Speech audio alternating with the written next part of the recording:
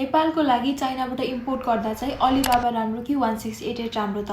So दुइटै चाहिँ आफ्नो वेमा चाहिँ राम्रो छन् र के नराम्रो छ, के राम्रो हुन्छ, अलिबाबाबाट के राम्रो कुराहरू छ, के नराम्रो कुराहरू छ र 1688 मा चाहिँ के राम्रो कुरा छ, के नराम्रो कुरा छ, आउनुहोस् म हजुरलाई सरल भनिदिन्छु। सो हाई एभ्रिवान, म कृतिका। मैले चाहिँ पहिलेबाट चाहिँ आफ्नो बिजनेसको लागि चाहिँ पहिलेबाट चाहिँ सामानहरू इम्पोर्ट गरिरहेको थिएँ। मैले के एक्सपिरियन्स गरेको छु र मलाई चाहिँ कुन इजी लाग्छ, मैले के बुझेको छु, म हजुरलाई सबै सरल सेयर गर्छु। सो फर्स्टमा त कुरा गरौँ अलिबाबा किन राम्रो छ त? किनभने अलिबाबा चाहिँ बिगिनर्सको लागि एकदमै बेस्ट हो। जुन हजुरले फर्स्टमा इम्पोर्ट गर्दै हुनुहुन्छ भने चाहिँ अलिबाबा एकदमै बेस्ट हो। 1688 मा हजुरलाई स्क्याम हुनसक्छ, नहोला तर पनि हुनसक्छ। 1688 मा चाहिँ अलिकति गाह्रो हुन्छ अर्डर गर्न, अलिबाबामा चाहिँ एकदमै इजी हुन्छ। सो हजुरले चाहिँ अलिबाबामा सेलरहरूसँग एकदमै राम्ररी कुरा गर्न सक्नुहुन्छ। त्यसमा चाहिँ इङ्ग्लिस नै हुन्छ, त्यही भएर त्यस्तो गाह्रो चाहिँ हुँदैन। 1688 चाहिँ टोटली चाइनिज ल्याङ्ग्वेजमा हुन्छ, त्यही भएर चाहिँ अलिकति गाह्रो पर्न सक्छ। सो बिगिनर्सको लागि चाहिँ अलिबाबा बेस्ट हो। र फर्स्टमा चाहिँ मैले पनि अलिबाबाबाटै इम्पोर्ट गरेको हो। अर्डर प्लेस एकदमै इजिली हुन्छ र कन्भर्सेसन्सहरू पनि एकदमै राम्रो हुन्छ, इजी हुन्छ। र अलिबाबाको चाहिँ नराम्रो कुरा के हो भन्दाखेरि चाहिँ त्यहाँ चाहिँ अलिबाबामा चाहिँ हामीले जति सेलरहरू भेटाउँछौँ त्यो डाइरेक्ट फ्याक्ट्रीको भेटाउँदैनौँ। अलिबाबामा चाहिँ धेरै जसो थर्ड पार्टी हुने गर्छ। सो थर्ड पार्टीले गर्दा चाहिँ हाम्रो प्राइस एकदमै हाई हुने गर्छ र हामीलाई प्राइस चाहिँ 1688 भन्दा चाहिँ डबलै परिरहेको हुन्छ नर्मल्ली। तर बिगिनर्सको लागि चाहिँ एकदमै इजी हुन्छ, किनभने 1688बाट अर्डर गर्न एकदमै गाह्रो हुन्छ। र अलिबाबाको अर्को नराम्रो कुरा भन्नुपर्दा चाहिँ त्यसमा चाहिँ हामीले धेरै भेराइटी चाहिँ पाउँदैनौँ, किनभने त्यहाँ सबै थर्ड पार्टीहरू हुन्छ। सो त्यति धेरै हजुरले देखेको 1688 को कम्पेरिजनमा चाहिँ अलिबाबामा एकदमै कम नै भेराइटी हुन्छ र प्राइस पनि एकदमै हाई हुन्छ, 1688 भन्दा डबल नै हुन्छ। अनि अलिबाबाको राम्रो कुरा अर्को पनि के छ भन्दाखेरि चाहिँ त्यसमा चाहिँ लो एमएक्यू हुन्छ। सो हजुरलाई स्मल क्वान्टिटी अर्डर गर्नु छ भने चाहिँ Alibaba is best for you, but big quantity गर्नु छ भने चाहिँ हजुरले 1688 मजाले दुःख गरेरै भए पनि मजाले हजुरले युज गरेर अर्डर गर्न सक्नुहुन्छ। सो अब 1688 को कुरा गरौँ के राम्रो कुरा छ र के नराम्रो कुरा छ। सो सबभन्दा फर्स्ट 1688 मा चाहिँ चाइनिज ल्याङ्ग्वेजमा हुन्छ, इङ्ग्लिसमा हुँदैन। सो फर्स्टमा चाहिँ एकदमै डिफिकल्ट हुन्छ, किनभने चाहिँ हामीलाई चाइनिज ल्याङ्ग्वेज आउँदैन नि त, अनि इङ्ग्लिसमा भएपछि हामीलाई इजी हुने हो। सो हामीलाई प्रोडक्ट नेम हो के हो केही पनि थाहा हुँदैन। सो अलिकति गाह्रो चाहिँ हुन्छ फर्स्टमा 1688 चलाउँदा चाहिँ। सो 1688 मा चाहिँ सबै चाइनिज ल्याङ्ग्वेज हुन्छ। बट राम्रो कुरा के छ भन्दाखेरि चाहिँ त्यहाँ चाहिँ हजुरले डाइरेक्ट फ्याक्ट्री भेटाउनुहुन्छ र प्राइस पनि एकदमै थोरै हुन्छ अलिबाबाको कम्पेरिजनमा। अलिबाबाभन्दा आधै प्राइस चाहिँ 1688 मा अलिक कम हुन्छ र हजुरले 1688 मा पनि धेरै भेराइटी पाउन सक्नुहुन्छ अलिबाबाको कम्पेरिजनमा। त्यहाँ चाहिँ एकदमै धेरै भेराइटी हुन्छ, डाइरेक्ट फ्याक्ट्री हुन्छ, उनीहरूको डेली अपलोड हुन्छ। सो भेराइटी पनि एकदम धेरै हुन्छ, प्राइस पनि एकदम थोरै हुन्छ, तर एमओक्यू चाहिँ एकदमै अलिक धेरै हुन्छ। र कसैले त त्यस्तो हुँदैन, एमओक्यू पनि थोरैमा पनि मान्छन्।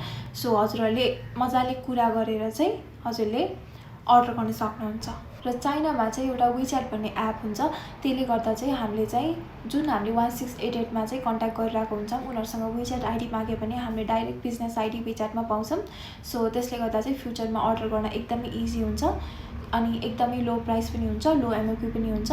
सो हजुरले डिस्कस चाहिँ राम्ररी गर्नुपर्ने हुन्छ। म चाहिँ हजुरको डेली कस्टमर बन्छु, हजुरले चाहिँ मलाई मिलाएर दिनुहोस्। अहिले मेरो फर्स्ट अर्डर हो भन्दाखेरि चाहिँ कति फ्याक्ट्रीहरूले चाहिँ मान्छ, तर नराम्रो कुरा के छ भन्दाखेरि चाहिँ कति फ्याक्ट्रीहरूले चाहिँ मान्दैन। एउटै डिजाइन नै हजुरको 500 पिसेस उठाउनै पर्ने हुन्छ। सो त्यस्तो गर्दा चाहिँ बिगिनर्सहरूलाई गाह्रो हुन्छ। सो हजुरलाई चाहिँ यदि स्मल क्वान्टिटी हो भने चाहिँ अलिबाबा इज बेस्ट, तर हजुरले होइन त्यति हाफमा पाउँछ भने त 1688बाटै जसै अर्डर गर्छु भनेपछि चाहिँ हजुरले मजाले सेलरसँग कुरा गरेर अर्डर प्लेस गर्न सक्नुहुन्छ। कति चाहिँ मान्दैन, कति चाहिँ मान्छ। सो त्यहाँ चाहिँ धेरै फ्याक्ट्री हुन्छ। सो सबैले कसले मान्छ कसले मान्दैन, जसले मान्छ त्यहीबाट मगाउन सक्नुहुन्छ। र कति कुरा के छ भन्दाखेरि चाहिँ हामीले लोकेसनहरू चाहिँ एक्ज्याक्ट दिनुपर्छ। कति धेरैजना कम्प्लेन चाहिँ के हुन्छ भन्दाखेरि चाहिँ 1688 मा चाहिँ हामीले लोकेसन दिन्छौँ र दिइसकेपछि चाहिँ 1688 बाट चाहिँ त्यो सामान चाहिँ अर्कै लोकेसनमा पठाइदिन्छ, एन्ड त्यो सामान चाहिँ कति चाहिँ हराउँछ पनि, अनि न यता न उति हुन्छ, पैसा पनि रिफन्ड हुँदैन त्यो भएपछि, किनकि सामान त त्यहाँबाट डिस्प्याच भइसकेको हुन्छ। सो 1688 अलिबाबा दुइटैमा चाहिँ भेरिफाइड सेलर चाहिँ हेर्न नबिर्सिनु होला। एन्ड 1688 को अर्को नराम्रो कुरा, अर्को गाह्रो कुरा चाहिँ के हो भन्दाखेरि चाहिँ हामीलाई अर्डर प्लेस गर्न चाहिँ एकदम धेरै गाह्रो हुन्छ। किनभने 1688 मा चाहिँ हामीले डाइरेक्टली अर्डर प्लेस गर्नुपर्ने हुन्छ, किनकि 1688 मा चाहिँ धेरै फ्याक्ट्रीहरू नै हुन्छ नि त। अनि थर्ड पार्टीहरू त्यसरी कुरा गरेर मजाले अर्डर प्लेस गरिदिने हाम्रो कोही पनि हुँदैन। सो हामीले आफै नै अर्डर प्लेस गर भन्छ। सो हामीलाई अर्डर प्लेस गर्नको लागि चाहिँ मेन भनेको चाहिँ हामीलाई चाहिँ पेमेन्ट मेथड चाहिन्छ, जुन हामीसँग छैन। नेपालमा त्यस्तो फेसिलिटी नै छैन। सो त्यति धेरै जुन हामीले पे गर्न सकौँ होइन। हामीले चाहिँ फ्लाइट फरवार्डर ब्याङ्क बिना चाहिँ हामीले पे गर्नै सक्दैनौँ चाइनामा। इफ हजुरको दिदी दाइहरू कोही साथीहरू विदेशमा छ भने त हजुरले मजाले अर्डर प्लेस गर्न सक्नुहुन्छ एन्ड पे गर्न सक्नुहुन्छ। तर त्यो हुनुहुन्न भने चाहिँ हामी जस्तो नर्मल मान्छेलाई चाहिँ गाह्रो हुन्छ। सो हामीले चाहिँ डाइरेक्ट अर्डर प्लेस गर्न सक्दैनौँ। कति धेरै फ्याक्ट्रीहरूले चाहिँ बुझ्दैनन्, अर्डर चाहिँ आफै प्लेस गर मात्र भन्छन्। एन्ड हामीसँग त पेमेन्ट मेथड छैन, त्यही भएर हामीलाई गाह्रो हुन्छ। त्यही माथि सबै चाइनिज ल्याङ्ग्वेजमा हुन्छ। इफ गरिहाल्यो भने पनि एआईको यताउतिसँग हेल्प लिएर गरिहाल्यो भने पनि हामीसँग पेमेन्ट मेथड त हुँदैन नि त। अनि त्यही भएर चाहिँ गाह्रो हुन्छ। यो चाहिँ 1688 को सबैभन्दा नराम्रै कुरा भन्छु म चाहिँ। तर फेरि अर्को राम्रो कुरा पनि के छ भन्दाखेरि चाहिँ 1688 मा कतिले त त्यस्तो भन्छ, तर कोही फ्याक्ट्रीहरूले चाहिँ मानिहाल्छ। हामीले चाहिँ हाम्रो चाहिँ पेमेन्ट गर्न मिल्दैन भनेपछि चाहिँ कोही फ्याक्ट्रीले चाहिँ मजाले मान्छ। हुन्छ हजुरको मैले अर्डर प्लेस गरिदिएको छु, हजुर क्युआरमा यति टोटल भएको छ, यसमा हालिदिनुहोस् भनेपछि हामीले फ्लाइट फरवार्डरसँग कन्ट्याक्ट गरेर मजाले पे गर्न सक्छौँ। सो यसरी चाहिँ हामीले कुरा गर्ने हो। एन्ड कतिजनाले चाहिँ मान्दैन। अलिबाबामा एकैछिनमा अर्डर हुन्छ, एकैछिनमा इन्क्वायरीहरू च्याप आउँछ भनेपछि चाहिँ 1688 मा चाहिँ अलिकति अर्डर प्लेस गर्न चाहिँ एकदमै गाह्रो हुन्छ, तर प्राइस चाहिँ लो हुन्छ। सो 1688 नै मलाई चाहिँ बेस्ट लाग्छ। मैले पनि 1688 बाट अर्डर गर्दाखेरि अर्डर प्लेस नगरिदिने त्यस्तैहरू चाहिँ इस्यु आएर चाहिँ मैले जहिले अलिबाबाबाट गर्थेँ। तर कुरा गर्न चाहिँ एकदमै जान्नुपर्छ। अनि कुरा यति राम्ररी गर्न सक्नुभयो भने चाहिँ हजुरले इजिली नै प्लेस गर्न सक्नुहुन्छ। एन्ड त्यो लङ टर्मको लागि पनि एकदमै पर्फेक्ट हुन्छ। एन्ड हजुरले अर्डर प्लेस गरिहाल्नुभयो, राम्रो सेलर पाइहाल्नुभयो भनेपछि चाहिँ विच्याट आइडी चाहिँ माग्न नबिर्सिनु होला, उहाँको पर्सनल विच्याट आइडी अनि बिजनेस आइडी। सो यो गऱ्यो भने चाहिँ हजुरलाई लङ टर्मलाई एकदमै राम्रो हुन्छ।